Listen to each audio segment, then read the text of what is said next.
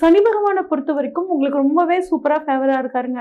அதாவது 10ஆம் இடமான கர்மஸ்தானத்திலிருந்து 11ஆம் இடமான லாபஸ்தானத்துக்கு போறாரு. அப்போ 2 மிகப்பெரிய கிரகங்கள் உங்களுக்கு அற்புதமான நல்ல பலன்களை தரப்போகுது.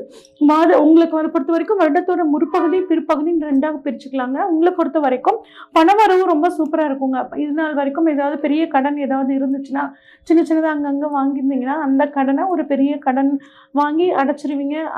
அந்த பெரிய கடனையுமே உங்களுக்கு பணவரவு மூலியமாக நீங்கள் ஈஸியாக செட்டில் பண்ணக்கூடிய சூழலாக உங்களுக்கு இந்த வருஷம் இருக்குங்க. அரசு ஊழியர்களுக்கு ரொம்ப சூப்பராக இருக்குது. அரசியல்வாதிகளுக்கு நல்லா இருக்குங்க. அதே மாதிரி ரொம்ப நாளாக வெளிநாடு போகணும்னு காத்துட்டு இருக்கிறவங்களுக்கு வெளிநாடு போகக்கூடிய வாய்ப்பு ரொம்பவே நல்லா இருக்கு.